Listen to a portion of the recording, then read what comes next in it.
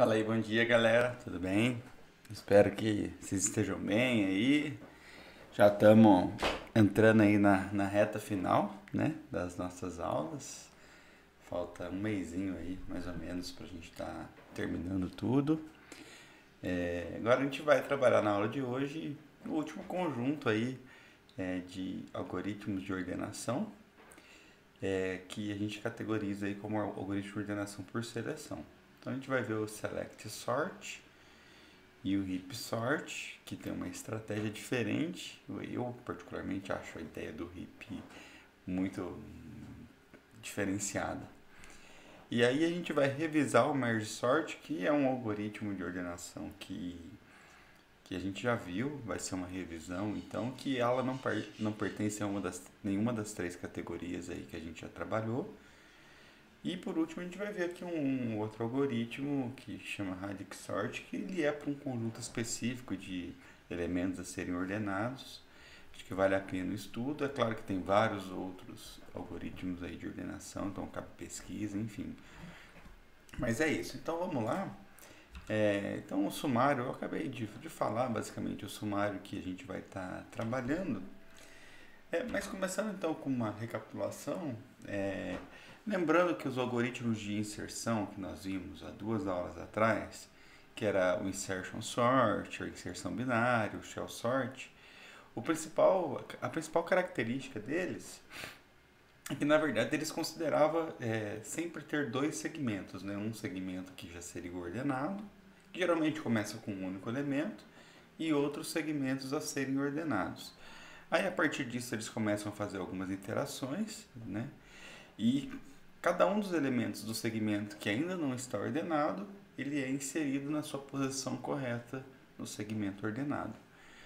A diferença dos três métodos é que o shell sort, ele, ao invés de considerar apenas dois segmentos, ele considera mais segmentos sempre múltiplos de dois. Então, começa, por exemplo, numa etapa com 8 segmentos, depois 4 segmentos, depois 2 segmentos e, por último, um único segmento. Aqui tem uma revisão aí da complexidade, né? Podemos ver que o insertion sort ele é quadrático, o pior caso. A binária ela é uma LG de n menos 1 fatorial, que é bem próximo aqui de quadrático. E o shell sort ele é aquele algoritmo que não tem muito uma complexidade bem definida, difícil de calcular. E aí ele tem as conjecturas lá do Knut, né, que é de n elevado a 1,25 ou né, n vezes LG de n ao quadrado. E os que a gente viu na última aula, que são as ordenações por troca, que é aquele método, né, que diferente da inserção, ele vai fazendo a permuta, né, ele vai trocando elemento por elemento até levar o elemento ordenado para a sua posição correta. Então a gente viu o método da bolha, né, o bubble sort, que é quadrático, né? O shake e o comb sort, eles são variações diretas do bubble sort, né? O método da bolha ele vai sempre levando o maior elemento para a última posição. O shake sort ele vai levando o maior elemento para a última posição e trazendo o menor elemento para a primeira posição, e vai fazendo isso. Então, geralmente existe uma melhora do shake para o bubble, mas na sua essência ele ainda continua quadrático. O combo sort é que ele vai fazendo as permutas, as trocas, com uma altura pré-determinada. Que é uma altura que ela é múltipla aí de 1,3, né? E quando o valor da altura for... Aí tem valores específicos, né? Para a altura. Todos eles quadráticos. E o quicksort, que é o melhor até então, né? Junto com o merge sort que a gente já tinha visto. Ele é LG de N, que ele trabalha com o algoritmo de divisão e conquista, tendo um pivô, deixando os elementos menores que o pivô de um lado, maiores que o pivô do outro, ele vai fazendo essas trocas. Então foram esses que a gente estudou na última aula. E agora então, conversando do método de ordenação por seleção, ela é composta então por algoritmos que constroem uma sequência ordenada com um único elemento de cada vez. Então, a cada etapa, o elemento a ser adicionado na sequência ordenada, ele é selecionado entre os elementos restantes, ele é colocado na sua posição e o array fica reduzido de um elemento. Os dois principais, como nós já comentamos, é o select sort e o heap sort. É muito tranquilo de entender o select sort, a gente vai ver agora. E o heap sort ele tem um conceito de heap binário e tal, mas depois que a gente pega a ideia, vocês vão ver que a aplicação do heap sort é muito bonita na sua essência, assim, né? Ela é fácil de entender, inclusive. Então, vamos olhar aqui o select sort. Então, a ideia do método do select sort é selecionar o menor elemento através de uma pesquisa sequencial. Então, ele vai procurando qual que é o menor elemento até o final do array. Achei, pá, coloca ele na primeira posição, troca ele de posição. E pega o que estava na primeira posição e coloca no lugar do menor elemento. Aí você desloca um para a direita, vai de novo. Qual que é o menor elemento? Pá, achei. Aí você troca essa nova primeira posição que a gente tem, porque o que estava antes já está ordenado, e coloca o elemento que está ali no lugar do menor elemento, e assim vai indo. Que é exatamente essa permuta com o que ocupa a posição inicial do array, ficando ali reduzido aí de um elemento. Os passos necessários, então, a executar as tarefas do select sort é selecionar o elemento que representa o menor valor, trocá-lo com o primeiro elemento do array e repetir essas operações envolvendo agora apenas n-1 elementos, depois n-2 elementos e até sobrar um único elemento que já vai ser o maior, que inclusive já vai estar na sua posição correta do array, né? Então vamos simular aqui um exemplo com o select sort, esse array aqui com 8 elementos. Então a gente começa na posição 0. Eu vou mostrar a tabela inteira, mas a gente vai analisando linha por linha da tabela para fazer um entendimento, tá? Então na primeira iteração a gente tem que varrer. Começando aqui, 44 a gente considera como sendo o menor elemento. 55 é menor que 44? Não. 12 é? Então por enquanto agora o 12 é o menor elemento. 42 é menor que 12? Não. 92 é menor que 12? Não. 18 é menor que 12? Não. 6 é menor que 12? Agora o 6 passou a ser o nosso menor elemento. 67 é menor do que 6? Não. O que a gente faz? A gente faz uma troca do elemento que está na posição 6 com o elemento que está na posição 0. Então o 6 vem para o 0, o que estava no 0, que é o 44, vai para o 6. E aqui a gente a gente desloca então o nosso segmento aqui não ordenado para uma posição, a gente começa a comparar a partir daqui agora. 55 a gente considera como sendo o nosso menor elemento. Aí, o 55 é menor que 12? Não. Agora 12 é o nosso menor elemento. Tem algum elemento para frente menor do que 12? Não. Então a gente troca o 55 com 12, desloca o 55 para a posição 2 e o 12 para a posição 1. Então agora a gente já tem dois elementos ordenados aqui e começamos para cá. A partir daqui, quem é o menor elemento? É o 18. Trocamos o 18 com a primeira posição nossa agora. Então, o 18 troca de lugar com o 55. Nota que o 18 veio para cá, o 55 para cá. E a gente desloca um para cá, um para a direita. Quem é o menor elemento? O próprio 42, que já estava na sua posição. Mantemos o 42 aqui e andamos um elemento. Agora, quem é o menor? 44. 44, trocamos de posição com o 92. E deslocamos um para a direita. Agora, quem é o menor? O próprio 55, mantém. Quem é o menor? 67. Troca com 92 e como sobrou um único elemento, ele já é considerado na sua posição e a gente não precisa fazer a ordenação. Então, percebam que o método do select sort ele é bem tranquilo de trabalhar. A gente já pode começar a perceber que a gente vai ter que fazer um for, depois comparando todos os elementos, depois de novo. Então já começa a ficar um pouquinho claro aí que a complexidade dele, né, a análise aqui, ela não é a melhor possível.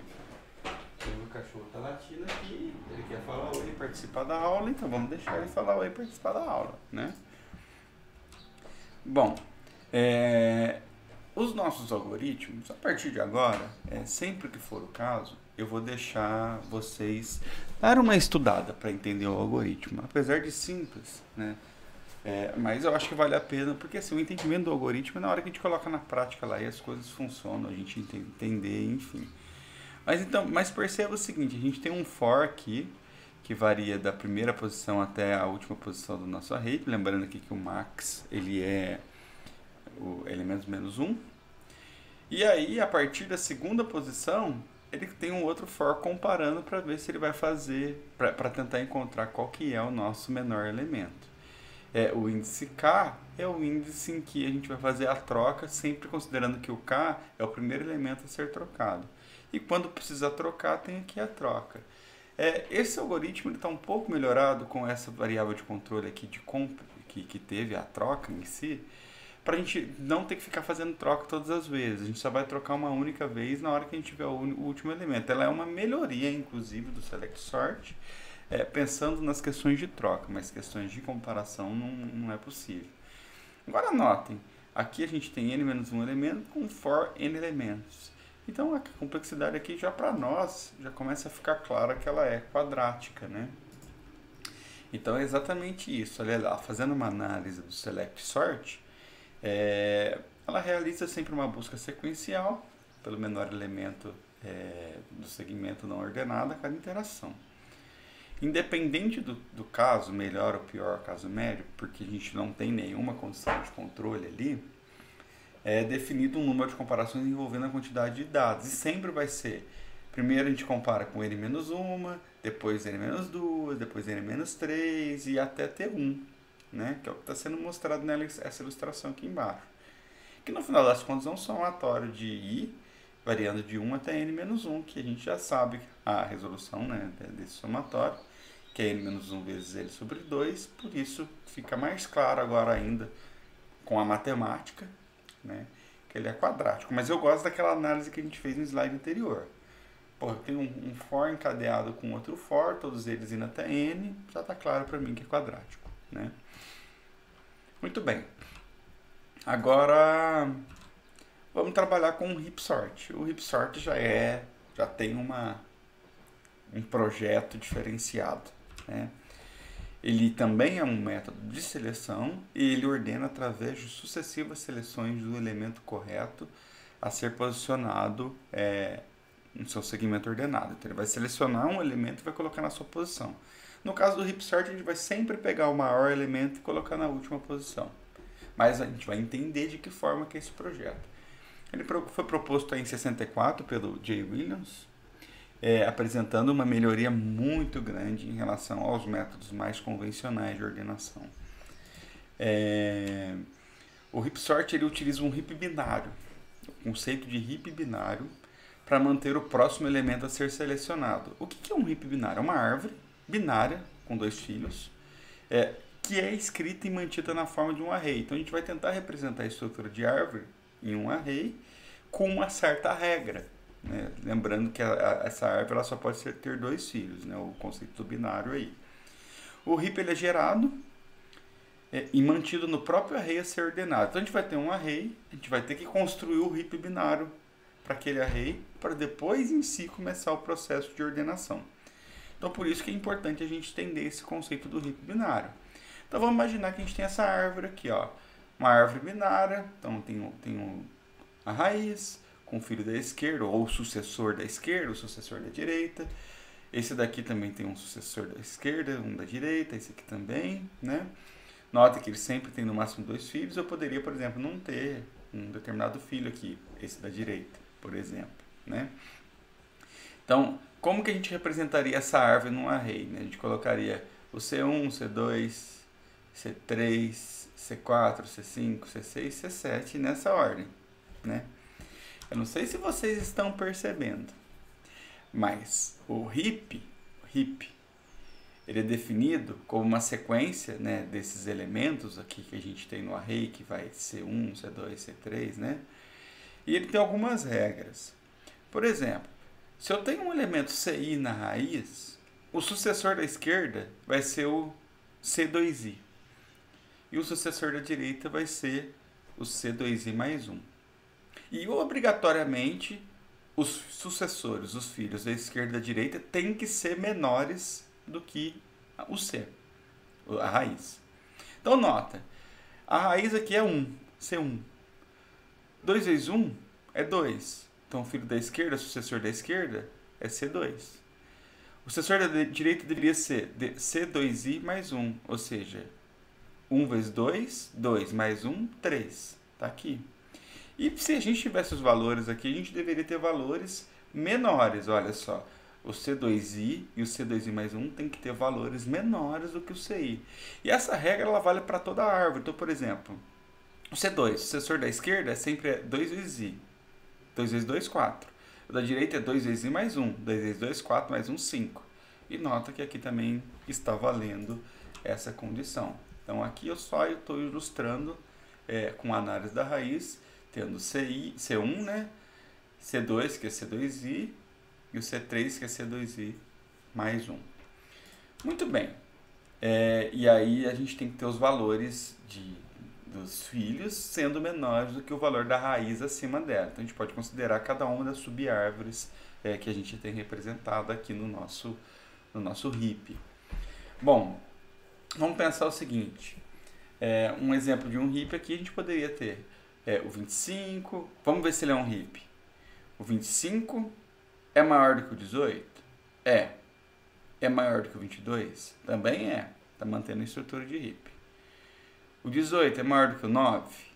E é maior do que o 12? É. Está mantendo a ideia de RIP. E o 22 é maior do que o 10? É. E é maior do que o 13? Também é. Então, estamos mantendo a ideia do RIP. Só que a gente deveria ter uma reorganização do nosso array para que ele seja escrito de uma maneira mais fácil da gente acessar os nossos elementos, né? De que forma que a gente poderia fazer isso? Mas só um detalhe. Antes de ver de que forma, observe que se a gente tem essa estrutura de RIP, sempre a gente vai ter o maior elemento do nosso array na raiz principal da árvore. Porque se esse é maior do que os seus dois filhos, os filhos são maiores do que os seus respectivos filhos, né, que são os netos lá da raiz, e assim vai indo, o maior elemento ele tá nitidamente na raiz, né?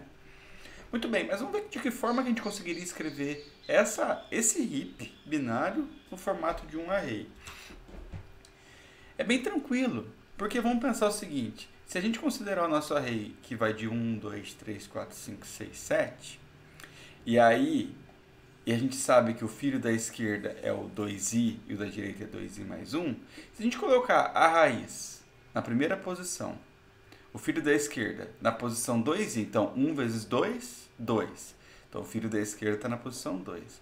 O filho da direita seria 1 vezes 2, 2 mais 1, 3. Então ele vai para a posição 22. E aí, por exemplo, a gente já fez essa análise aqui. Como é que a gente faria a representação dos filhos desse? Esse daqui está na posição 2, olha só, está na posição 2. O filho da esquerda, que é o 9, tem que estar na posição 2 vezes 2, 4. Então a gente coloca o 9 na posição 4. E o filho da direita, 2 vezes 2, 4 mais 1, 5. Então notem que o 12 está na posição 5. Mesma coisa para cá. O 22 ele está no 3, né? 2 vezes 3, 6. O 10 é a posição 6. 2 vezes 3 mais 1, 7. O 13 está na posição 7. Então, na verdade, aquele array que inicialmente a gente precisava transformar num heap, ele agora está com um heap com um acesso direto. A gente, além de ter os elementos sendo sempre maiores que seus filhos, a gente consegue acessar e construir a árvore a partir daqui. Então, eu posso... o primeiro elemento é a raiz. O segundo quem que é o filho esquerdo da raiz? É o 2i, está aqui. Quem que é o filho direito? É o 2i mais 1. E assim a gente vai indo, a gente conseguiria construir a árvore sem problema nenhum, né? Agora, sempre que for encontrado uma subárvore que não tem uma estrutura de heap, ou seja, os seus filhos não são menores do que seu pai, a gente tem que rearranjar. De que forma? Por exemplo, imagina que eu tenho essa árvore aqui, ó, 15, filho da esquerda 12, filho da direita 17. Quem é o maior entre os três? 17, então eu troco 17 com 15. E notem que eu vou ter obrigatoriamente assim o maior na raiz.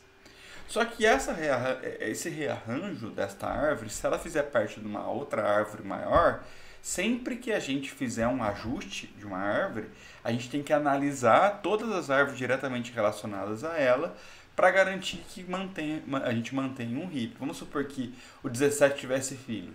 Na hora que a gente trocar o 17 com 15, a gente tem que garantir que o 15 continua obedecendo uma estrutura de heap aqui para a parte sucessora. Tranquilo? Vai ficar mais claro ainda.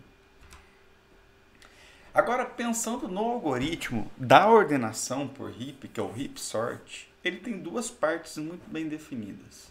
Tanto que são dois algoritmos que a gente estuda para trabalhar aí com o heap sort. O primeiro passo é exatamente essa construção do nosso array no formato de um heap binário.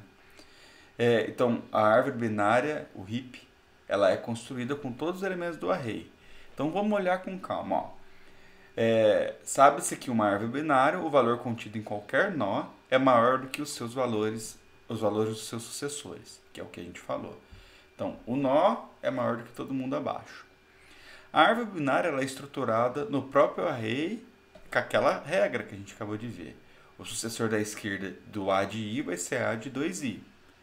E o sucessor da direita do A de I vai ser A de 2I mais 1. Então, a gente está pensando agora em estrutura do array, né? É claro que isso daqui vai ser válido se forem menores do que a quantidade de elementos que eu tiver no meu array. Porque se esse valor for maior que a quantidade de elementos que eu tiver no meu array, a gente não tem por que fazer, né? E aí a gente faz a transformação da árvore num heap. E nessa transformação ela é realizada do maior nível da árvore até a raiz, trocando cada um dos elementos com seus sucessores imediatos. Então a gente vai do maior nível, o mais à direita possível do nosso array, e vai fazendo o rearranjo do nosso heap. E a gente repete esse passo até que cada nó seja maior do que os seus sucessores imediatos. E após feito isso, o que a gente tem? A gente tem um heap em que o maior elemento do nosso array está na raiz. Lembra que a gente acabou de ver isso? Então, olha lá. Ó. Aí a gente vai ordenar. O valor que está na raiz da árvore, ela é o maior elemento contido na raiz, então, da árvore, né? Então o que a gente faz? A gente pega ele e coloca na última posição do array, que é o nó mais à direita da árvore.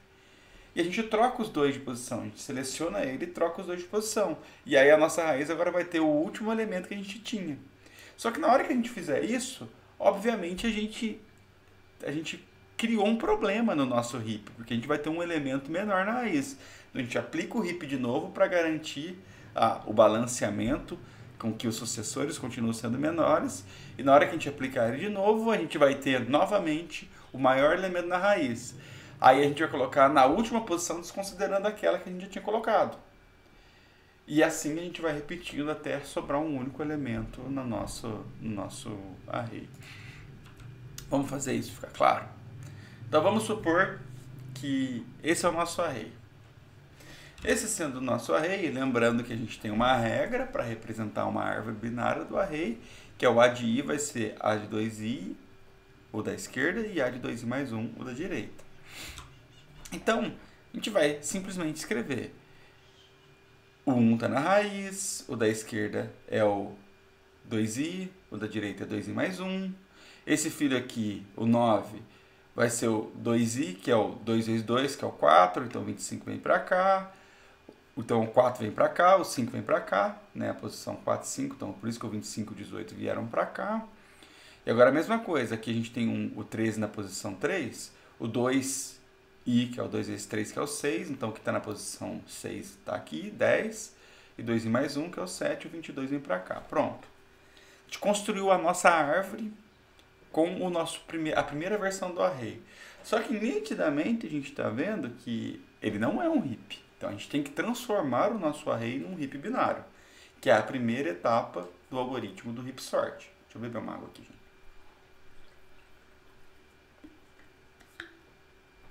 Bom, lembra, o heap sort a gente começa sempre do maior nível. Então a gente vai lá para o mais à direita possível.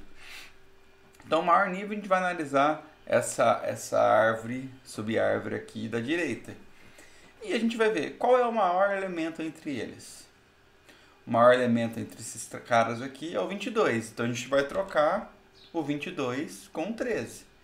E quando a gente faz essa troca do 22 com 13, é claro que a gente tem que refletir essa troca no nosso array original.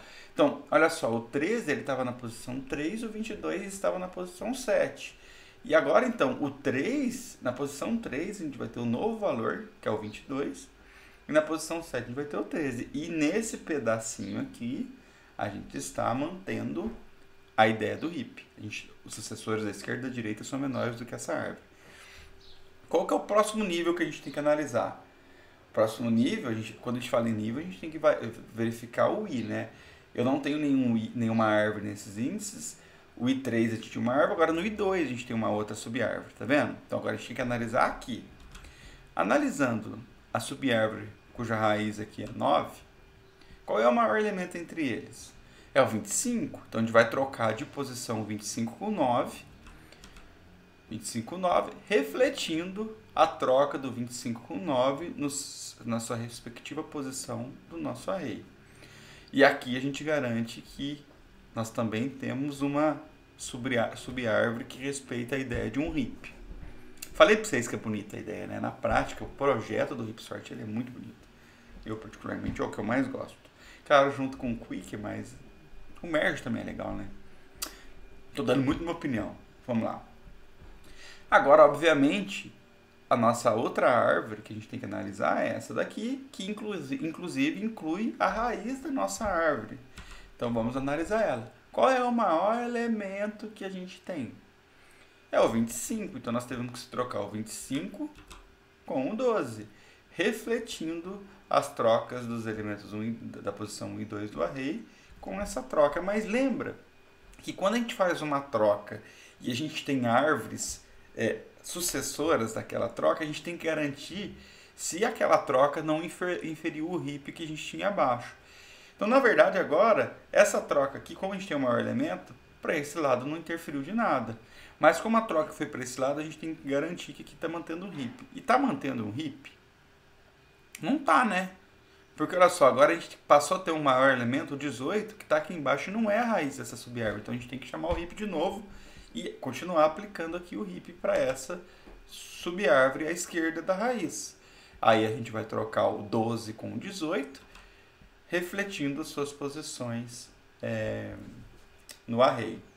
E nesse momento a gente já fez a primeira varredura, converteu a primeira vez num heap, nosso array, e está claro que a gente tem o maior elemento do nosso array na raiz. O que a gente faz? Agora já estou aplicando a segunda etapa do meu heap sort, que é trocar o elemento da minha raiz com o maior elemento do meu array. O maior elemento do meu array é o que está na posição I7, então a gente vai trocar o 25 com o 13. Troca o 25 com o 13, a gente desconsidera esse cara aqui, porque esse cara passou a ter um array, ser o nosso array ordenado. E a partir de agora a gente vai considerar exatamente esta árvore aqui, desconsiderando o 25, que ele já está na sua posição correta do nosso array. Tranquilo?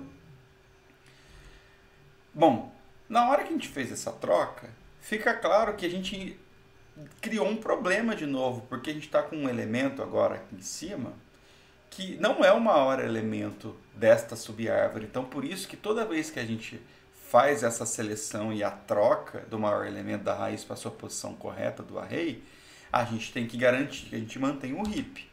E para garantir que a gente mantém o heap, a gente vai analisar esses três elementos. E considerando que o 22 é o maior elemento, a gente vai trocar o 22 com o 13, refletindo essa troca no nosso array, 22 com 13, considerando aqui as posições corretas. Nesse momento, a gente pode ver que o lado da esquerda não teve problema, o da direita, com a troca, também não teve problema, porque o filho continuou sendo menor. Então, a gente não tem que chamar o heap de novo para essa subárvore. Ela ainda continua sendo válida.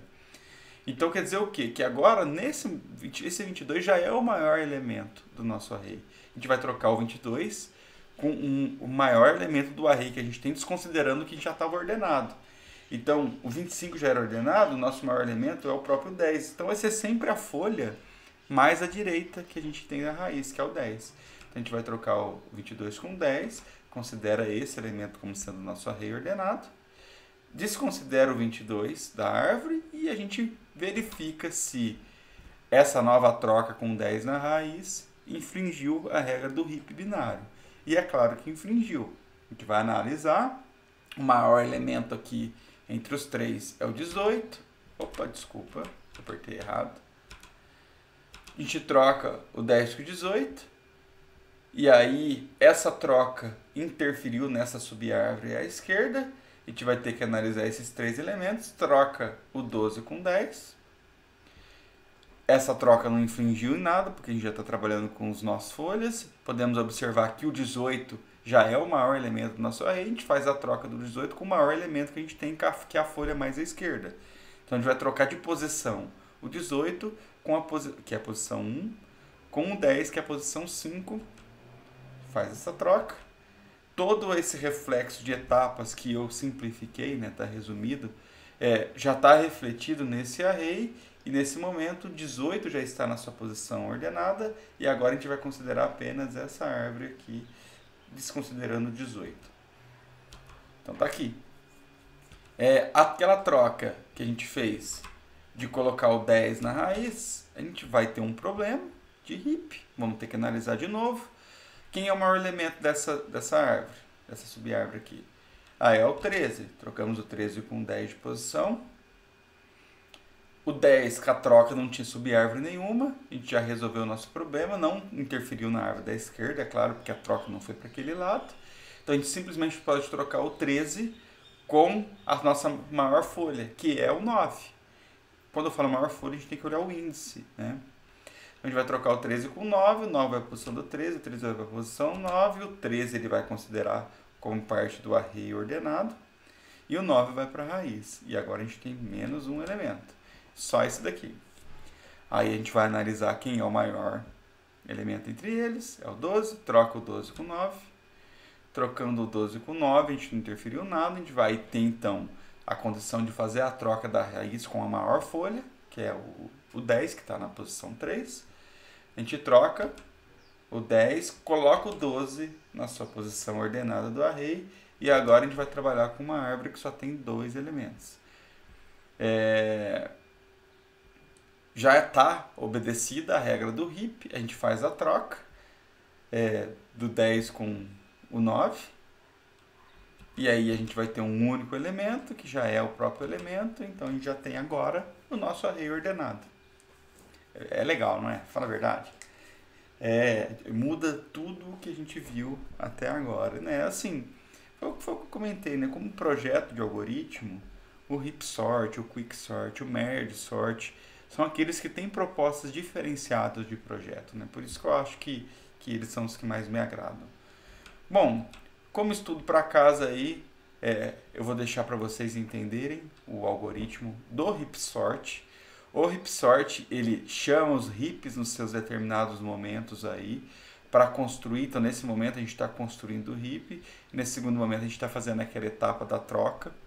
E sempre que faz a troca, a gente chama o heap para garantir as trocas abaixo. E a gente tem aqui o nosso array, o nosso algoritmo, que é um outro método, que é o do próprio heap, em que ele vai fazendo as manipulações sempre com os múltiplos de 2i, 2i mais 1, para construir o nosso heap, mudando as posições dos elementos do nosso vetor.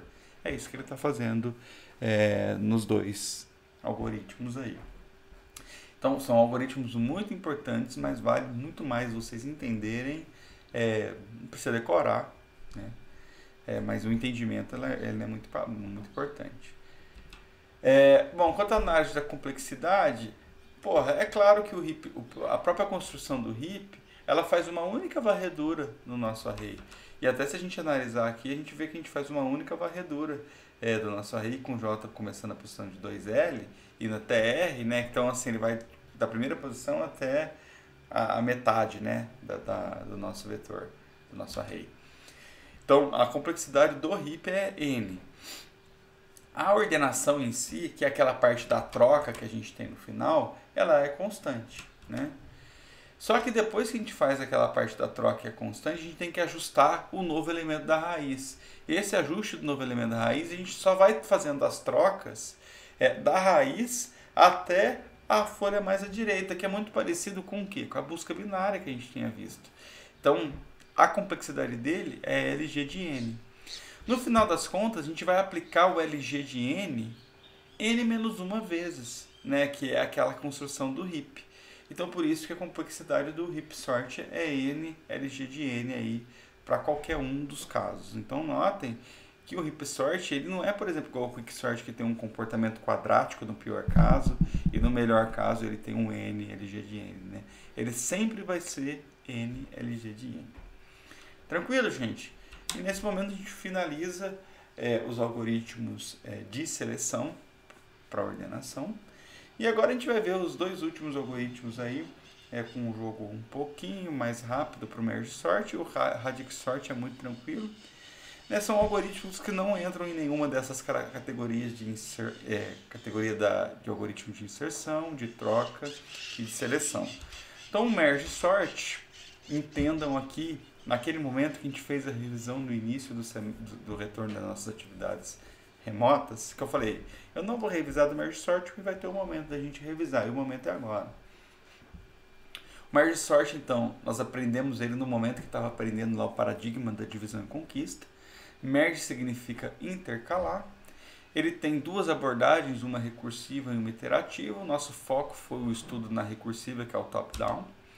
Então, ele usando na estrutura top-down, ele apresenta a ideia da divisão e conquista, em que a divisão é sempre trabalhar com um array e dividir a nossa sequência, o nosso array, de n elementos em n sobre 2 elementos. Ele fala que é mais fácil você ordenar metade do que o array inteiro. A conquista é ordenar cada uma dessas sequências recursivamente. E a combinação é na hora que a gente tiver as sequências já ordenadas, a gente intercala os menores elementos até construir um único array já devidamente ordenado. É claro que a condição de parada do merge sort é quando a gente tiver um único array nas chamadas recursivas, um único elemento no nosso array, ele já é considerado como ordenado, e aí é a nossa condição de parada. Bom, para relembrar o merge sort, percebam, a aula que eu dei para vocês de merge sort, ela foi muito mais complexa, a gente fez muito mais análises, a análise da complexidade, inclusive, ela foi diferenciada, então aqui eu estou focando mais uma questão de revisão, porque a gente tinha combinado que eu ia fazer uma revisão do merge sort, senão eu nem estaria passando para vocês, né? Então notem aqui, eu tenho esse array, divisão, divide o array na metade. Recursivamente, ordena ele, mas recursivamente ordenar ele é dividir novamente na metade. Recursivamente, divide ele, que é dividir na metade. Recursivamente é dividir esse. Pô, mas esse daqui já tem um único elemento. Considera esse único elemento como sendo ordenado. Na hora que eu voltar da chamada recursiva, eu tenho a chamada recursiva à direita. Recursivamente divide ele, mas é um único elemento, eu considero ele ordenado.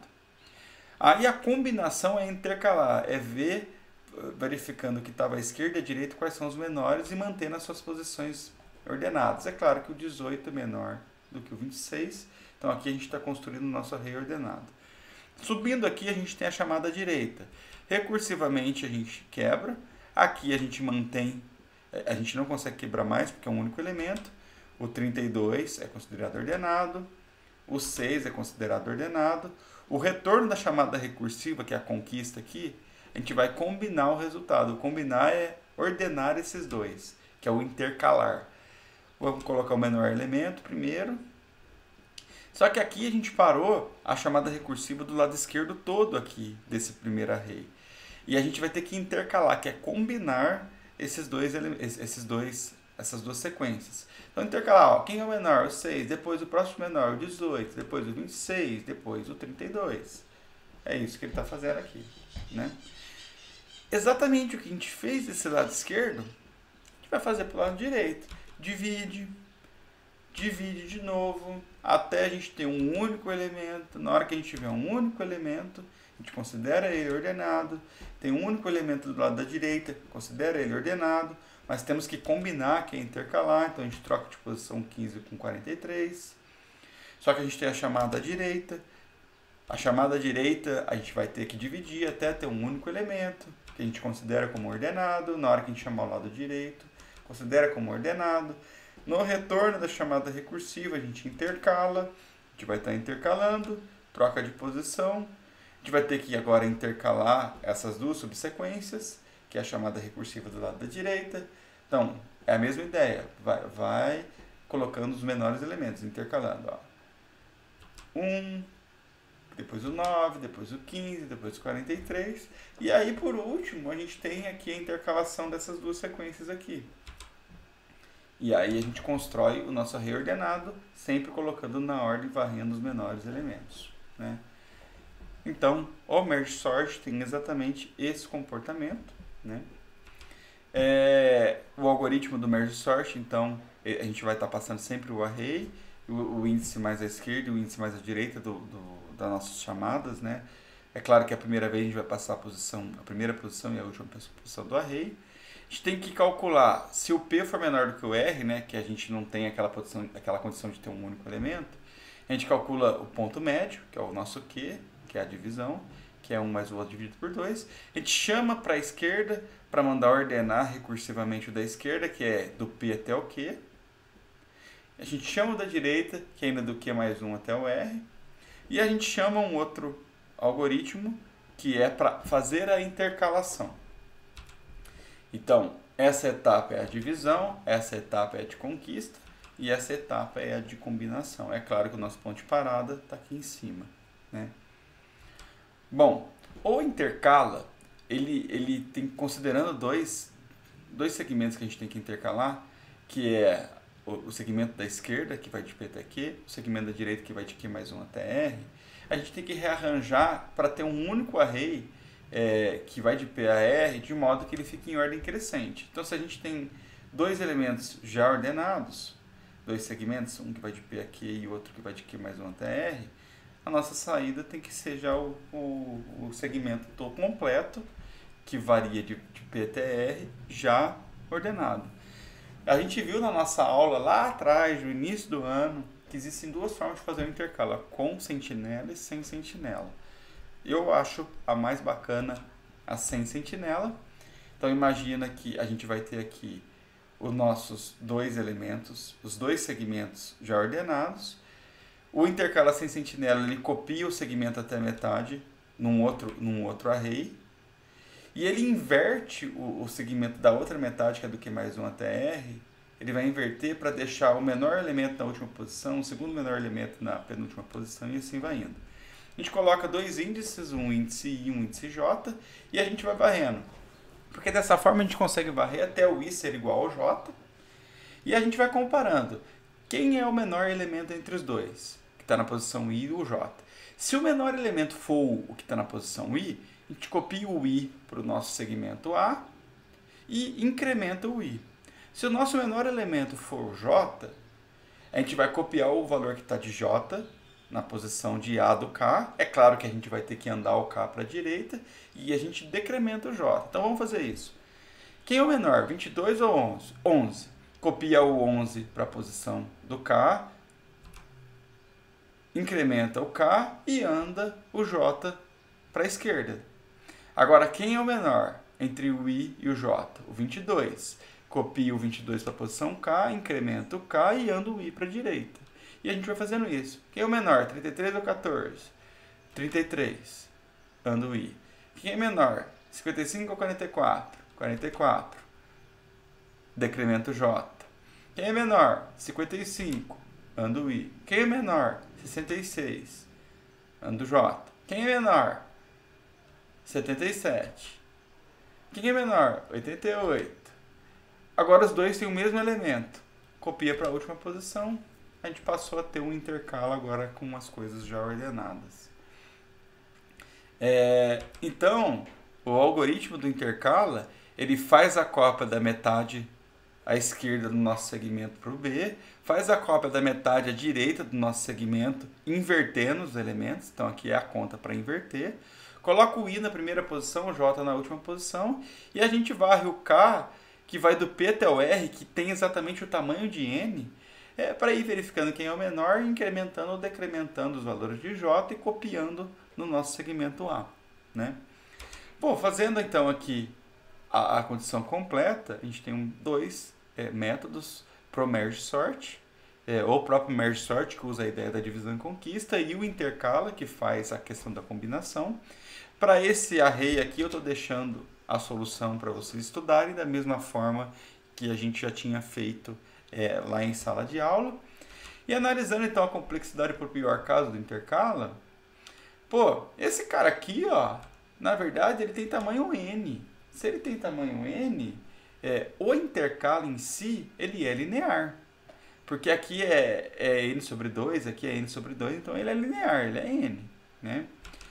Agora, fazendo uma análise do merge sort, a primeira linha ele é constante, a segunda linha é constante, a terceira linha ele chama o próprio merge sort, então é aquela regra da recorrência, que agora a gente já manja pra caramba de recorrência. Então ele vai ser um T de N sobre 2, aqui também na quarta linha vai ser um T de N sobre 2, o intercala já tem aquela complexidade que a gente acabou de calcular, que é N. Então, na verdade, o merge sort ele é 2T de N sobre 2 mais N. Mais 2 vou desconsiderar, né? Não importa pra gente. Então ele tem isso. A gente agora, nesse momento, a gente teria que resolver essa recorrência para calcular o valor do merge sort. Ou seja, resolver a recorrência e encontrar a fórmula fechada. Quando a gente aprendeu o merge sort lá atrás, o que a gente fez? A gente foi tentar descobrir por uma árvore, que depois a gente aprendeu que era a árvore de recorrência, e a gente calculou. Mas agora eu já conheço o método mestre, do teorema mestre. Então, para essa fórmula de recorrência, a gente pode fazer... bom, o f de n tem o valor c vezes n. E aí a gente tem que calcular a complexidade de n de log A na base E. Tá invertido. Log de A na base B. Mas no final das contas, como os dois é igual, vai ser n log de 2 na base 2, isso aqui é igual a 1. Então, esse valor n de log A na base B, ele tem o valor n. E o valor n, ele tem exatamente a mesma complexidade do f de n, que é o c de n. Quando isso acontece, ele cai no caso 2 e a gente tem que multiplicar essa complexidade aqui, que é o n, vezes Lg de n. Então, a gente acabou de ver que, pelo teorema mestre, provamos que aquilo que a gente fez há um tempão atrás, por árvore de recorrência, o merge sort ele tem complexidade n, Lg de n. Muito bem. Esses métodos nós já vimos, né? O método para ordenar o merge sort e aqui com a combinação devidamente feita. E agora o radic sort, o nosso último método de ordenação que a gente vai aprender em sala de aula. Ele tem uma característica específica, ele não serve para todas as situações, ele serve para condições especiais de ordenação, só que ele traz uma ordenação em tempo linear. N, melhor do que todos que a gente viu. O problema é que ele não aplica sempre. Bom, só que a gente vai poder aplicar ele quando os elementos nossos têm valores de comprimento limitado e essa ordenação ela se baseia nesses elementos. Como que funciona o radic sort? Os valores da entrada são escritos numa base numérica. Então tem que ser decimal, por exemplo. Obrigatoriamente decimal. E tem que ter a mesma quantidade de dígitos. D. Então, por exemplo, a gente poderia ordenar elementos que tenham 2 dígitos usando o radic sort. 3 dígitos. E todos eles têm 3 dígitos. E a ordenação ela é realizada em D passos. Ou seja, a gente vai ordenar um dígito para cada vez, começando por o menos significativo. Como que a gente ordena elementos? Por exemplo, vamos supor que aqui, esses são os elementos que eu quero ordenar. Estou colocando em letras para a gente não ficar muito influenciado, né? Para a gente entender a lógica. Para ordenar esses caras, a gente vai ter o menor elemento com um dígito menos significativo, depois os menores elementos colocando em ordem com o segundo dígito menos significativo, depois os menores elementos com o terceiro dígito menos significativo. Concorda que é assim que funciona? A gente vai ordenar? Então, o radic sort ele funciona dessa forma. Vamos comparar os menores elementos e vamos separar. Qual que é o menor elemento aqui? É o A. Então, eu vou colocar aqui o A. Então, o ABA vem para cá. Qual que é o dígito menos significativo? É o C. Vou colocar aqui. Então, o BAC veio para cá. BAC. Qual que é o menor? CAA. É o A. Veio para cá. CAA. Qual é o menor agora? ACB. É o B. Vou colocar aqui o B. Agora, quem é o menor? BAB. É o B. Então, esse cara vai para o conjuntinho aqui. BAB. Agora, quem é o menor? CCA. O A. Então, o CCA vem para cá. Vai para o conjunto do A. E quem é o menor agora? BBA, que é o A que também vem para cá. Esses dígitos, esses elementos considerando apenas o dígito menos significativo, eles têm que aparecer primeiro, depois esses, depois esses. Então a gente vai colocando, a gente vai ordenar nessa etapa. Então, esse vai ser o primeiro, esse vai ser o segundo, esse vai ser o terceiro, esse vai ser o quarto. Aí depois vem esse, que é os do B. Aí depois vem esses, que é o do C. Só que a gente trabalhou com menos significativo. Agora a gente vai trabalhar com o segundo menos significativo. Já a partir dessa ordenação que a gente tinha. E o menor agora é o B. Então, A, B, A. Esse daqui a gente está trabalhando com o segundo, ele vem para esse grupo, A, B, A. E agora, quem é o menor? É o A. CA, vem para cá. Quem é o menor? CCA, é o C, vem para cá. Quem é o menor? BBA, é o B, vem para cá. Quem é o menor? ACB, o C, vem para cá, ACB. Quem é o menor? BAB, é o A, BAB, veio para cá. Quem é o menor? BAC, é o A, BAC. Quem é o menor? AAC, vem para cá. Agora a gente copia nessa ordem. CAA, BAB, BAC, AAC, ABA, BBA, CCA e por último ACB. E a gente já ordenou então da direita para a esquerda, menos significativo, segundo menos significativo, agora o terceiro menos significativo. E aí a gente já vai ter, como a gente já está trabalhando com 3 dígitos, a gente tem que ter os nossos elementos aqui que estão numa base numérica já ordenados. Então vamos lá, o C vem para cá, o B vem para cá, o B vem para cá, o A vem para cá, o outro A vem para cá, o outro A vem para cá, não, desculpa, aqui é B. O B vem para cá, o C vem para cá, o outro A vem para cá. Na hora que a gente copiar A, B, B, B, C, C, nota que todos, A, esse aqui é o menor, porque é o A, esse aqui é o segundo menor, que é o B, esse aqui é o terceiro menor, que é o C, tá vendo? E era o A já, então tá tranquilo.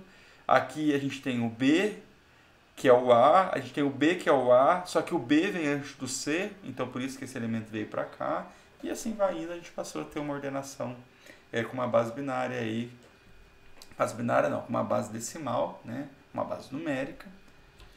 Agora fazendo aqui com um exemplo real. A gente tendo esse array, o que a gente tem que fazer? A gente está trabalhando com uma ordenação com array com 2 dígitos. Então, nota que o 8 deveria ser 0,8. A gente vai trabalhar com ordenação com a base mais à direita. Então, a gente vai ter que criar, nesse caso, 10 categorias, que vai do 0 até o 9, certo? Vamos fazer isso. Quem termina em 0? 50. Quem termina em 1? 41. 11. Mais ninguém. Quem termina em 2? 12, 42, 32, outro 32, mais nenhum. Opa. Quem termina em 3? 23 e mais ninguém. Quem termina em 4? 34, 44, outro 34, mais ninguém. Quem termina em 5? Ninguém. Quem termina em 6? Ninguém também. Quem termina em 7? 87 e o 77. Quem termina em 8? Esses dois últimos, né? O 58 e o 08. Aí agora a gente vai escrever o nosso array nessa ordem que foi aparecendo. 50, 41, 11, 12, 42, 32, 32, 23. Tá aqui. Agora a gente vai ordenar com o segundo dígito mais significativo, que é esse da esquerda. Nos 10 grupos, de 0 a 9. Quem começa com 0 aqui? O 08. Quem começa com o 11 e o 12. Quem começa com 2? 23. Quem começa com 3? 32, 32, 34, 34. Quem começa com 4? 41, 42, 44 e só. Quem começa com 5? 50 e os 58. Com 6 ninguém começa. Com 7, 77. Com 8, 87. Se a gente copiar nessa ordem, ó, 08, 11, 23, 32, 32, 34, 34, 41, 42, a gente passou até o nosso array ordenado. Bonito também, né? O Radic Sort é muito inteligente, né? Deixei aqui o método para vocês entenderem. É claro que esse método aqui está funcionando para ordenação decimal, né? Por isso que eu estou fazendo um percentual do resto com 10. E aí a gente faz o processo de ordenação dessa forma, tendo um array B aqui, que é o bucket, né, que é um array que ele vai me ajudar a guardar as posições corretas lá dos nossos elementos. Tentam entender esse bicho aqui. Beleza? Bom, os principais pontos. O algoritmo de ordenação ele tem como base os dígitos, né, numéricos, então ele prioriza sempre os dígitos menos significativos para os mais significativos. Independente do caso, fica claro que a gente vai ter que ordenar D vezes N números. Concorda? Que é a quantidade de dígitos pela quantidade de números. Como D é uma constante, o método ele passa a ser linear. Agora, se o D for muito grande, a gente tem que analisar o quão linear ele é. Mas talvez ele pode virar um pseudo-polinomial, né? Mas na maioria dos casos não acontece. Bom, e dito isso, a gente acabou de terminar a nossa aula, cumprindo a meta aí de 1 hora. Aí a semana que vem eu acredito que a gente vai estourar um pouquinho, é só 1 hora, mas começa um outro conjunto de projeto e análise. A gente vai focar primeiro com grafos, depois vai trabalhar com algoritmos gulosos, programação dinâmica, e aí a gente finaliza com outro último conteúdo que é PNP, que é a classificação de problemas aí, né, com computabilidade aí. Bom, como trabalho para casa, estou dando aí quase 10 dias para vocês trabalharem. É claro, implementar os 4 algoritmos que a gente já deixou aí os exemplos para vocês, né? O algoritmo já propriamente dito na linguagem C. Simular, ou seja, exercitar, fazer no papel, na raça, a ordenação por select, por heap, por merge, por radix desse array, para vocês entenderem a ideia, né? Estou deixando um terceiro exercício aqui, que é para vocês pesquisar e apresentar como funciona, que é a lógica, a implementação e a complexidade de outros 2 algoritmos de ordenação, que é o bucket sort e o counting sort, que são algoritmos bem específicos. Não precisa ser uma implementação que funciona, pode ser em qualquer linguagem. Eu quero que vocês tenham contato, entendam e saibam fazer a análise da complexidade para esses 2 casos. Tranquilo, gente? E no mais é isso. A gente terminou então agora a segunda parte do nosso curso, indo agora caminhando para a última parte, que também é muito bonita, né? Estou à disposição para vocês aí para qualquer dúvida, todas as terças-feiras. A gente tem ficado aí das 9 às 10 e pouquinho. Se tem mais gente, a gente fica mais tempo. Se tem menos gente, eu acabo saindo umas 10, 10 e pouquinho. Qualquer dúvida, mandem mensagem no Teams, mandem no grupo do WhatsApp, enfim, eu estou à disposição, tá, gente? Boa semana para vocês, beijo no coração, valeu!